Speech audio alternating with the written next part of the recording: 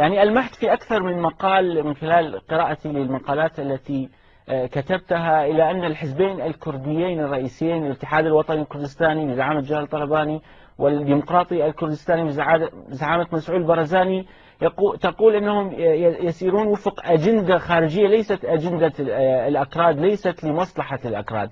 على أي أساس هذا الكلام؟ أولا المصلحة الكردية القومية طبعا، وأنا إسلامي ابتداء. المصلحة القومية الكردية كانت تتطلب مؤازرة أكراد آخرين، مؤازرة أكراد الشرق وأكراد الشمال وكذلك أكراد الغرب في سوريا.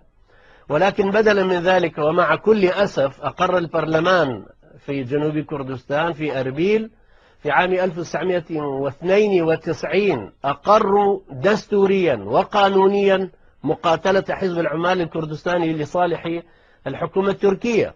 فهؤلاء ضيعوا أولا الأسس القومية التي قاموا عليها، واستغلوا الشعور القومي في بداية أمرهم لكي يوصلوا الأكراد إلى مبتغاهم، إلى أمانيهم. ولكن أول ما وصلوا إلى قوة، نوع من القوة في أيديهم أو نوع من الاستقلال، هم رأيناهم كيف قننوا المقاتلة الداخلية بين الأكراد ووظفوا طاقاتهم لقتال أكراد الشمال.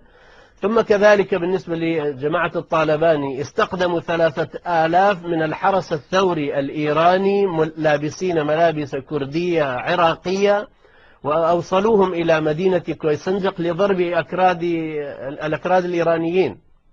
فإذا هؤلاء هم ضيعوا الأسس القومية في البداية، ثم ضيعوا الآمال التي كانوا يتغنون بها لإنشاء الدولة الكردية، فصارت الآن الدولة الكردية سراب.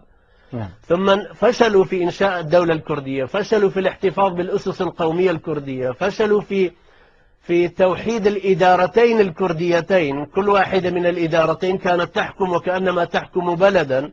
وتقاتلوا فيما بينهم إلى درجة أن الأمم المتحدة أرسلت قوة عسكرية لفض الاشتباك بينهما.